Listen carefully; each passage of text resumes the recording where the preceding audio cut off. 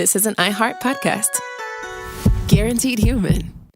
With no fees or minimums on checking accounts, it's no wonder the Capital One bank guy is so passionate about banking with Capital One. If he were here, he wouldn't just tell you about no fees or minimums. He'd also talk about how most Capital One cafes are open 7 days a week to assist with your banking needs. Yep, even on weekends. It's pretty much all he talks about, in a good way. What's in your wallet? Terms apply. See CapitalOne.com/bank. Capital One, N.A., member FDIC. You see it instantly. It's Coldwater Creek, the mark of exceptional workmanship and signature touches inspired by a Mountain West heritage. Distinctive styles created from quality fabrics, silhouettes perfected with just the right drape, feel-good fits offering ease of movement, and thoughtful details to elevate your look. Coldwater Creek's authenticity is embodied in every piece, embracing its confident spirit that carries through to today. Discover Coldwater Creek clothing, designed to fit your life the way you want. For a wardrobe you can count on season after season, visit coldwatercreek.com. Shop the new spring collection at 20% off $75 or more with code IHEART20. Brought to you by the reinvented 2012 Camry. It's ready. Are you? Welcome to Stuff You Should Know from HowStuffWorks.com. Hey, and welcome to the podcast. I've got a big brain. Chuck has a big brain. Mine is smaller than yours. That's true. You know who had an average-sized brain? I do. Who? Albert Einstein. Fantastic. So we've got our segue. Right. Let's talk about Einstein's brain, Chuck. That's a good idea. I'll start, apparently. All right, you ready? Yeah.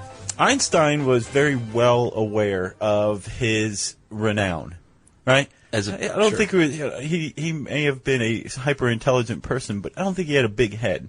But he was aware of the kind of cult of personality that the world loves. Right, yeah. Right? Yeah. He was aware of his own fame. Yeah, and he didn't want to end up just some, venerated saint of mathematics. Mm-hmm. So he asked that his body be cremated upon his death. In 1955? Yeah, April 18th, 1955, the day the Earth stood still. And he said specifically he didn't want people to come worship at his bones. Yeah, I was kind of taking it. I thought that sounded a little cocky, but a little, but it's Einstein. Again, yeah. Sure. I don't think he was a very cocky fellow. Right. I don't want people to worship at my bones either. So something we have in common. I could live with that, actually. You could, yeah. That'd be fine. You want people to worship at your bones. Kind of. Yeah. So Einstein's wish was 98% fulfilled, if we're speaking weight-wise, because the brain actually makes up about 2% of the body weight on average. So it sounds to me like you're saying he's buried without his brain. Yes, he was, my friend. Did you know that? I did. Of course you did. So, Chuck, this guy who was, as far as I could tell, a pretty standard pathologist, working at Princeton University's hospital, was charged with doing the autopsy on Einstein.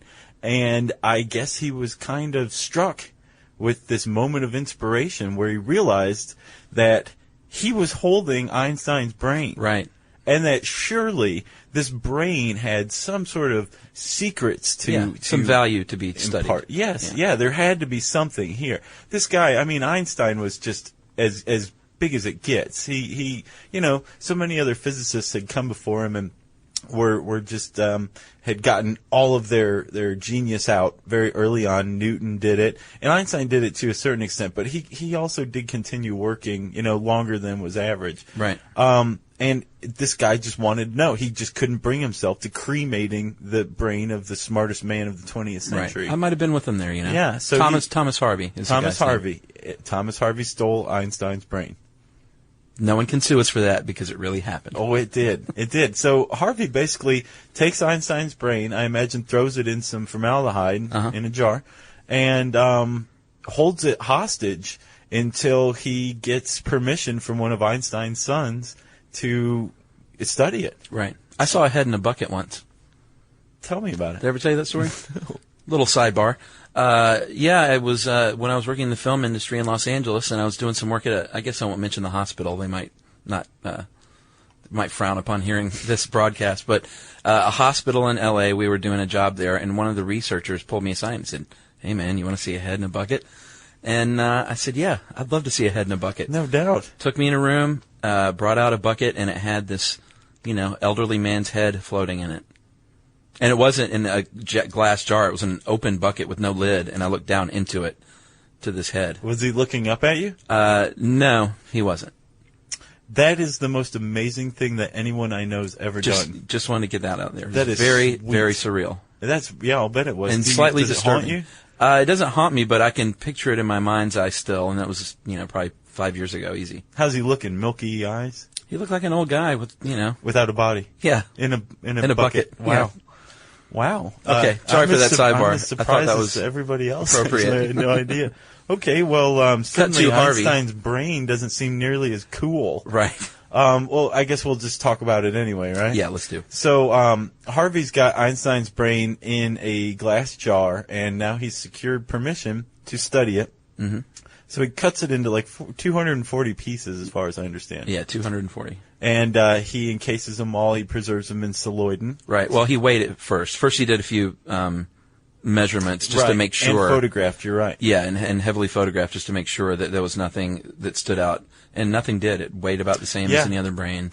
He also, I think, did a study first of the brain cells. Uh-huh. They were average size. There was an average amount of them. By all rights, Einstein's brain looked pretty average. Exactly. But, Harvey quickly became obsessed with the notion that Einstein's brain was not average, that there was something fundamentally different about it that we could point to. And who knows? I mean, maybe if we can figure out how Einstein's brain was different, we can start, growing geniuses or something like that. So Harvey cuts the thing into pieces after he's cataloged it and documented it, and he starts sending it to researchers whose work he finds interesting. These are people around the world, and each one, I imagine, was contacted first. I don't think they just got a piece of Einstein's brain in the mail, and they're like, what the hell is this, Right. So he'd contact them and say, I think your work's interesting. I've got Einstein's brain. I want to send you some pieces to study and compare it using the view of your work. Yeah, I bet he didn't get a lot of people that declined that opportunity. No, I wouldn't think so. I bet he got 100% rate of, Sure. Yeah. So, he's expecting very quickly that Einstein's brain's going to give up its secrets. And the waiting game began. It didn't. We have, still to this day, I'm going to go ahead and cut to the end, the big finish. We're still not entirely certain how Einstein's brain worked. Right. But, we'll get to that in a minute. Hey, everybody, get this. LinkedIn has grown to a network of over 1 billion professionals and 130 million decision makers. And that's where it stands apart from other ad buys. Yeah, for sure. You can target your buyers by job title, industry, company, role, seniority, skills, even company revenue, so you can stop wasting budget on the wrong audience. Yep, that's why LinkedIn Ads generates the highest B2B ROAS of all online ad networks. Seriously, all of them. And get this, if you spend $250 on your first campaign on LinkedIn Ads, you get a free $250 credit for the next one. Just go to linkedin.com/SYSK. That's linkedin.com/SYSK. Terms and conditions apply. You see it instantly. It's Coldwater Creek, the mark of exceptional workmanship and signature touches inspired by a Mountain West heritage. Distinctive styles created from quality fabrics, silhouettes perfected with just the right drape, feel-good fits offering ease of movement, and thoughtful details to elevate your look. Coldwater Creek's authenticity is embodied in every piece, embracing its confident spirit that carries through to today. Discover Coldwater Creek clothing, designed to fit your life the way you want. For a wardrobe you can count on season after season, visit coldwatercreek.com. Shop the new spring collection at 20% off $75 or more with code IHEART20. Harvey, under this obsession, basically turns into something of a weirdo, actually. Kind of the Howard Hughes of pathology. Of brain savers? Yeah. Every once in a while, a reporter would look him up, because he basically just disappeared with the brain. Right. And one guy found him living in Kansas, and the brain was in a jar in an old cider box behind a beer cooler. Right. So this guy, Harvey's probably, taking orders from his cats, and Einstein's brain's just sitting there chilling, waiting to, be studied again. Yeah. Finally, 30 years after Einstein's brain is stolen by Harvey, he finds out about the work of this woman named Dr. Marion Diamond. You want to talk about Dr. Diamond, Chuck? Right. Dr. Diamond worked at Cal Berkeley and studied the plasticity of the brain of rats' brains. Mm-hmm. And it's always the rats. It is. It feels really bad for the rats. I don't. She found out that rats that had more enriching environments had more robust brains. Mm-hmm. Specifically, the glial, G-L-I-A-L is how I'm pronouncing it, glial cells. You glial. are, yes. Is that correct? Yeah, you're right. No neurosurgeon. I think it's glial. Yeah, we'll call it glial cells. Okay. So they had more glial cells in relation to their other neurons, and so she thought, let me take a look at Einstein's brain and see if the same thing holds. Now, glial cells are basically they clean up these potassium ions. Potassium is actually discharged by a neuron when it fires, right? So after time, the potassium kind of builds up. Mm-hmm. It's a waste product, and if it builds up enough, a neuron can't fire properly and it shuts down. Right. If you have enough glial cells to keep the neurons clean, then they should be able to fire properly. And by logic, the more glial cells you have, the more the smarter you should be, because the cleaner your neurons are. Exactly. All right? And this is actually what she found, was that Einstein had a higher ratio of glial cells to other neurons, and she basically hypothesized that this means that he had, more rapidly firing neurons than other people. However, asked and answered. No. Not quite answered, because she wasn't exactly comparing against like brains. Einstein was older than the other brains. Yeah, and glial cells divide over the course of your lifetime. Right. So Einstein was, 76? 76. When he died, and she was comparing the average age of the brain that she was comparing Einstein's brain to was 64. Right. So that right there is terrible methodology. Right. But that's not the end of it. That's not the end of it. So in theory, he would have more glial cells just because he's 12 years older than these other brains. And she didn't take into account IQ score either. Well, she didn't even know whose brains these were, as far as I know. Exactly. So she had no idea what kind of brain intelligence level that she was comparing Einstein to. And even worse than that, apparently there's 28 ways to measure glial cells, and she threw out any measurement that didn't support her hypothesis. Right. So I don't understand how this woman had funding. Yeah. She was at UC Berkeley, too. I mean, she wasn't at, like the Mexico City upstairs medical clinic. This is like what I did in my 7th grade science fair project. If the results You studied glial cells? Well, no, but if whatever I was doing, if the results didn't match up, I just didn't use them. Sure. Yeah. Sure. Yeah, that's 7th grade science fair project stuff. Yeah. So basically, so throw that out of the water. Yeah, this comes out, and Harvey, I imagine, is a little dismayed by this, and it probably ruined Dr. Diamond's career. Yeah, probably. But Harvey was a very patient, obsessed man, as we've said, and he continued to wait, and then finally, about 10 years after the Diamond thing, and this was hullabaloo. I mean, this is huge. Like, it was touted in newspapers all over the place, news media. Everybody was like, we've got Einstein's brain figured out. And then it came out like her methodology wasn't holding up. So, there's a real high, and then, there's an equal low. And then about 10 years after that, another woman's work, this woman's name was Dr. Sandra Whittleson. Britt Anderson? No, Britt Anderson turned Harvey onto Whittleson's work. Okay. I'm sorry, Britt Anderson. Just for the sake of time, I cut you out of the podcast. I wanted to mention you. Yeah, there's a guy named Britt Anderson at University of Alabama, right? Yeah. So you go ahead with Britt Anderson. Right. Well, Britt was studying the size of men and women's brains and the differences. And, yeah, you're right. He turned him on to this other doctor. So Right, whose name was Dr. Sandra Whittleson, yes. Right? She's at McMaster's University in Ontario, our fair neighbor to the north.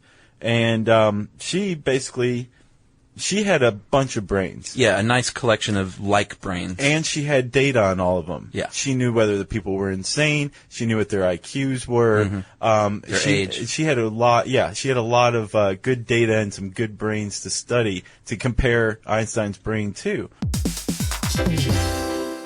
Hey, everybody, get this. LinkedIn has grown to a network of over 1 billion professionals and 130 million decision makers. And that's where it stands apart from other ad buys. Yeah, for sure. You can target your buyers by job title, industry, company, role, seniority, skills, even company revenue, so you can stop wasting budget on the wrong audience. Yep, that's why LinkedIn Ads generates the highest B2B ROAS of all online ad networks. Seriously, all of them. And get this, if you spend $250 on your first campaign on LinkedIn Ads, you get a free $250 credit for the next one. Just go to linkedin.com/SYSK. That's linkedin.com/SYSK. Terms and conditions apply.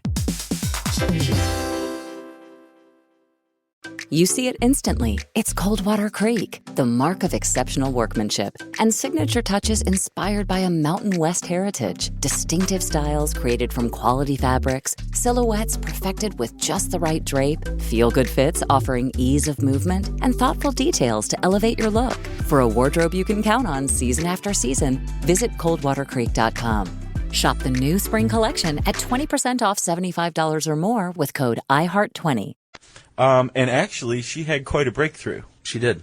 There's this thing called the Sylvian fissure, and it separates your parietal lobe, right? Yeah. Your parietal lobe is responsible for mathematical skills, spatial reasoning, three-dimensional visualization, all of which would come in handy for a guy like Einstein. Yeah, he was pretty much the master of all those. So if the Sylvian fissure is absent or not pronounced, as Dr. Whittleson found Einstein's was, the parietal lobe would be bigger. Yeah. You could pack more brain cells in there. Right, and his was 15% wider than yours the or average mine. brain. Yeah. Well, assuming we have average brains. Sure, exactly. Which is assuming a lot because neither of us have been autopsied yet. True. So basically what Dr. Whittleson said was, okay, we now know that Einstein had a 15% wider parietal lobe than the average person. That could account for it. We don't know. Right. Basically what she's done is set a benchmark where brain research is going to have to catch up to either prove or disprove, because we don't have the technology to say, or we don't have a fundamental understanding of the brain yet to say whether that's what it was or not. Yeah. But it's nice to know it's out there. Yeah, exactly. There was a difference. Yeah. A physical difference. Yeah, there definitely was. Dr. Whittleson basically said, whenever you guys can catch up to it, here's what's different about Einstein's brain. Right. Very Prove cool. or disprove. But our esteemed colleague Molly Edmonds brought up, what I thought was a very interesting point. And that is that is it dangerous to study things like physiological abnormalities?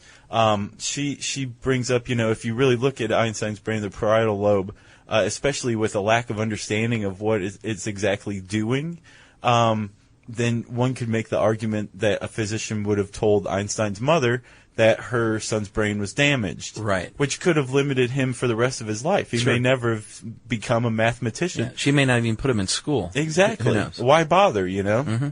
So I thought that was a really interesting point and one worth discussing. Right, because, Einstein also had a delayed speech development, and so coupled with that, a parent might have been, concerned. Yeah, apparently he used to write his address down on his arm every day. Right. So when he inevitably get lost, he'd just kind of look and ask somebody if they could take him there. Right. He was a hell of a guy. Yeah, and just a nice little bow on the end of this gift to our listeners.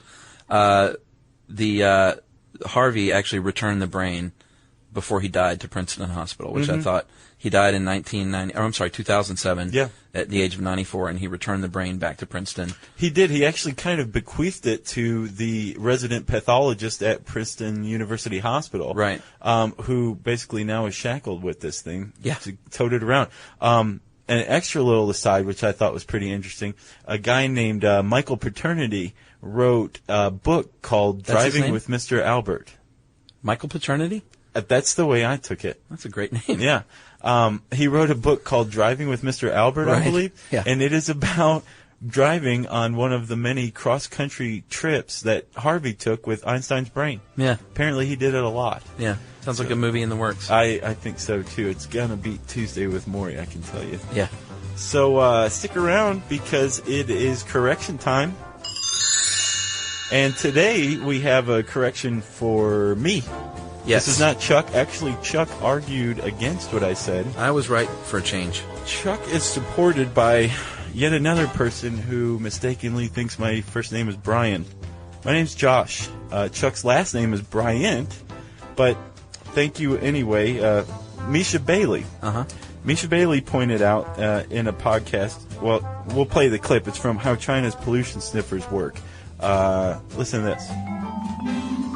You know, have you ever eaten Jelly Belly jelly beans? I'm not a jelly bean guy. These things are not jelly beans. All right. Anyway, if you get a bag of these things, I know what you mean. On the back it says 2 blueberry plus 1, I think, toasted marshmallow creates the flavor of a blueberry muffin. Right. So there's different recipes. You can come up with your own. It's very fun. Are these the ones that are kind of nasty too? Like they have booger and no booger that I've come across. And... I think you're confusing Harry Potter with reality again. Yeah, well, I have no idea. As it turns out, Chuck, I was wrong. Right. Jelly Belly does indeed make a booger-flavored jelly bean. I knew I hadn't imagined that in some fantasy that I had. So, basically, there's a special edition called Bean Boozled. Right. And Jelly Belly has gone to the trouble of making identical-looking jelly beans with radically different tastes. Right. Like black licorice, which is bad enough, is also... there's another one that looks like the black licorice one, but it's skunk spray. Right. And specifically, there's one that's juicy pear, and in other cases, it's booger-flavored. Booger-flavored. They have 10 different flavors. Thank you, Jelly Belly. Yeah. And thank you, Misha Bailey, for proving me wrong. Yeah. If you want to prove either one of us wrong or tell us, what you think, what's on your mind. Give us what for. Perhaps you have a man crush on one or both of us. Right. You can send an email to stuffpodcast@howstuffworks.com. And speaking of podcasts, Chuck.